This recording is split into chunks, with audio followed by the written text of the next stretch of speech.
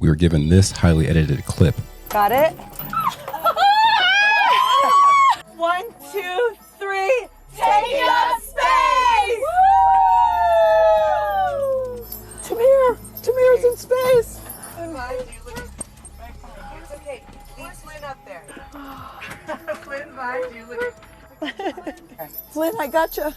I gotcha, Flynn. Gotcha. Proud of you, Flynn. Flynn, can't get down. Oh, the moon! You guys, I will have to tell you, look at the moon. That's amazing. Wow, look at the blue line. Oh my gosh. Oh my goddess. Wow. Oh my That's our pink moon. You may have heard of "Oh My Goddess." I'll go and play that again. Oh my gosh. Oh my goddess. Wow. Oh my That's our pink moon. Okay. Some type of heart symbolism. Oh my gosh. Butterfly symbolism. Whoa, that's amazing. You can appreciate the curvature out the window. This appears to be true curvature. On YouTube at this moment, there are numerous videos with this term faked in a title describing the trip. Many of these videos were inspired by the cracked door early after the landing sequence completed. But what is of interest to me is the shape of the Earth argument. The abilities of special cameras such as the P900 and P1000 being able to pull in objects at great distances, somehow not behind the Earth's curvature. Varying types of imagery of the Earth's curve at high altitude, all coming down to the natural edge distortion caused by so-called fisheye lenses, but really inherent in most lenses, and the internal correction mechanisms of the rectilinear lenses to fix the distortions. With my personal beliefs, I would like to fall in the camp that has the most evidence backing it. If we are to believe what we're seeing, you would say that this is decent evidence that the Earth has a curve. That part of the edited clip we were allowed to see where someone says, "Oh my goddess, we have a nice curve appearing here." Is this what we would expect to see at this elevation? It's so easy for me to say, yes, this proves it. We need no additional evidence to prove that Earth is a shiny blue ball. But in reality, a true winning argument would show that correcting for lens distortion, you would expect different levels of curvature at different altitudes. The New Shepard supposedly reached the Kármán line, which is an altitude of around 60 miles. The passengers experienced several minutes of brief microgravity at this altitude, and then the craft began its descent back to Earth. The New Shepard got to this altitude at about 85 kilometers, which is within the boundary of the thermosphere. What we're shown is the space station, and it's over 390 kilometers in altitude over the Earth. ChatGPT says that it is 253 miles or 408 kilometers exactly. And so with the space station at this altitude and a New Shepard over here, there is a difference between the two. So at this lower altitude, their hair is wavy, but not absolutely out of control like with women on the ISS. Everything we're shown about space and what happens aboard the ISS needs to be consistent. In a groundbreaking video by the Level Earth Observer, we are shown an astronaut seemingly violating Newton's first law, the law of inertia. Here you see the individual bouncing. There's a foot pole that could allow stability, but he unleashes from the foot pole and is bouncing up and down in a microgravity environment. An absolute possibility because an object in motion will tend to stay in motion, meaning his head should go into the ceiling. People think the Earth-shaped concept and debate is all about negativism that many individuals have against authoritative sources of information, but really it's confusion in a deluge of observations that we're forced to make and logical conclusions that our minds come to if we have been allowed to observe without taking for granted the supplied meaning given to us by the presenter of the information. So to avoid the stress of cognitive dissonance, that reconciling of contradictory ideas within a mind state, we want to give in to the narrative supplied with imagery given to us. We see this curve and we want it to be consistent. But with the way space research and exploration has been rolled out to the public, there are so many inconsistencies. There was a video on the Real Earth channel titled "Camera Plane to Space, No Fisheye Lens." The sourcing of the video is unavailable, but it does claim to show a gradual rise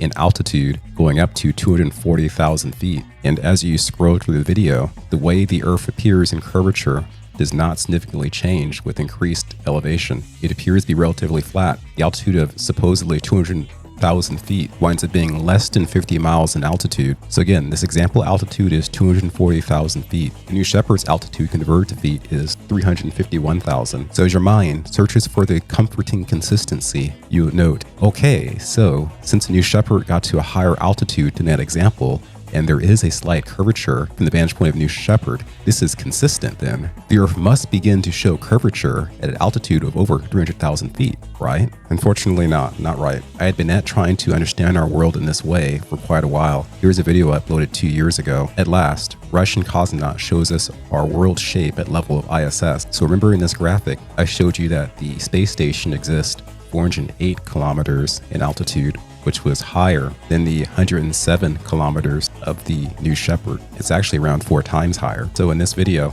I showed the exciting influencer promoted imagery of a Russian cosmonaut looking out the window of the ISS at Earth, showing a very beautiful curve here. I'll go ahead and outline the curve for you. Very beautiful curve. Just seeing this pretty footage did not end the debate for me at that time. I used online forensics tools to find the original uploader. I found the uploader to be this account called Oleg MKS. I went to Oleg's account and found that indeed he overperformed. He showed us a little bit too much. In his image here, he shows 4 pictures. These are from altitude of the ISS. And what do you see? You see 4 images from supposedly 400 kilometers above the Earth's surface, each failing to show curvature. This contradicting the degree of curvature we're shown at a much lower altitude. And so of course, this takes us back to that same debate about the type of camera lens used, either rectilinear or fisheye.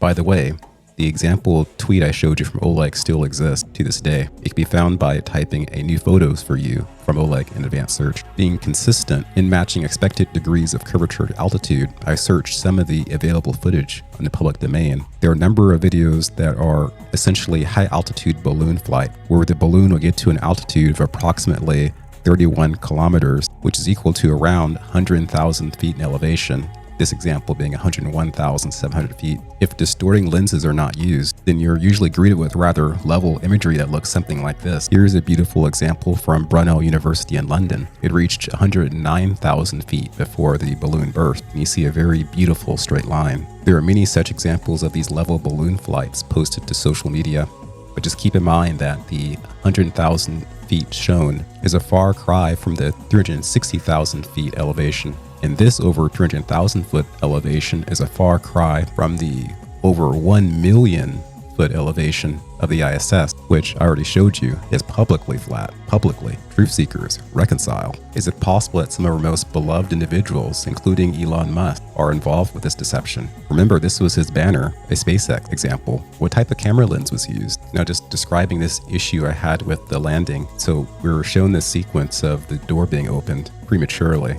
So the door is closed again, and then soon you'll see Jeff Bezos approach with his tool. This is like minutes later. So minutes later, the door is closed the whole time after initially being open, and then he opens it with his tool. And so the issue I have with this, I have become aware of the mundane explanation that there has to be an emergency mechanism for the astronauts to be able to escape the pod. I'm aware of that explanation, but the issue is how easily it was open and the relative lack of door stability compared with conventional aircraft, which I'll show you here. So you see the doors being opened. Notice how sturdy the door mechanism is, how heavy the door is. You see the door being closed. It very carefully, the door is being closed. It's a heavy door, very well reinforced, being closed from inside out, which is appropriate because the cabin is pressurized. And so she's totally securing it in that way. And then you see this example, bloop, just kind of plops open like a very shoddy garbage chute door.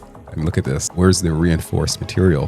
Where's the heavy heft to the door itself? This is a very significant aspect of this because they achieved high elevation and fell a great distance, yet we're shown this. This is the main problem I have with it, not the door being prematurely opened per se, but from the standpoint of the door being prematurely opened, you do wonder, given most of these ladies do not have formal training, how is it that they could easily know how to open the door early? Imagine yourself being untrained and put in a circumstance. You wouldn't want to touch anything lest it suddenly break. And that also kind of comes down to how freely they move around the cabin, even with the excitement of being in weightlessness. The nervous tension of not wanting to damage anything in this predicament must outweigh some of the adventurousness you see in their movements in this clip. I tend not to come out and directly say the Earth is one way or the other. It's obvious the established idea is that the Earth is a circular sphere, and this notion is reinforced socially at all levels for the population. And some people do glom on to the pancake disc concept almost as a religion, but it should be noted that others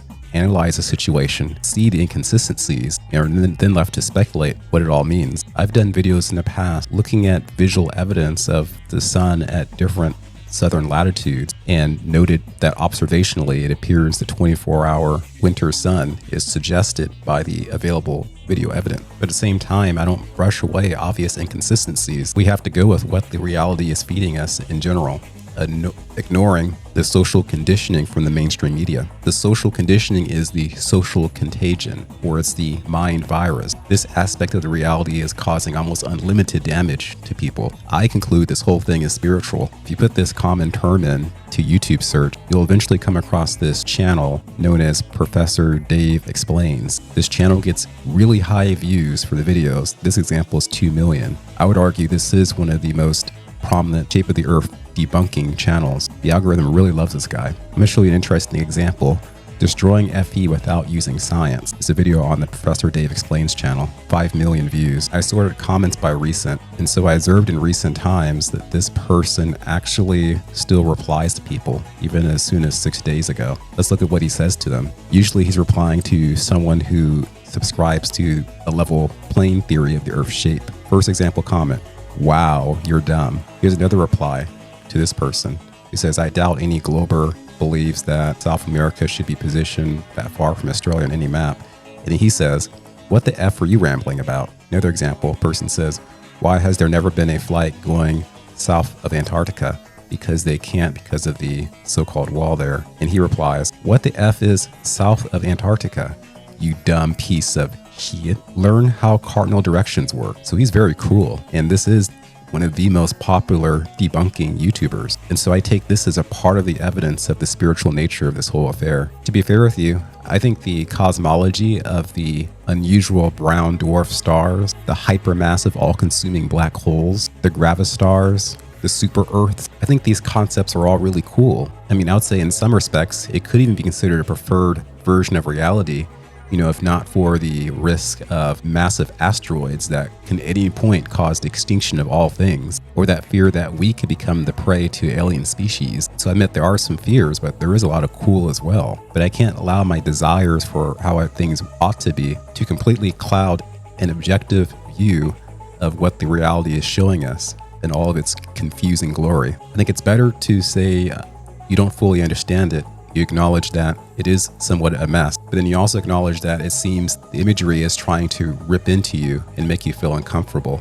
Like this example where the moon is this little tiny dot in a far distance, where in reality at the time of that flight, the moon was actually situated over Australia and completely invisible from their perspective. This example explained in detail by 7 Club on TikTok. We really may not be giving ourselves enough credit for all of the contradictions that we have to deal with and reconcile on a daily basis. Understanding life really is tough, and some aspects of reality code makes itself apparent to the deep observer. If you feel this breakdown has lit something within you, please do give me a follow on X, YouTube, Truth Social, Rumble, and Telegram too.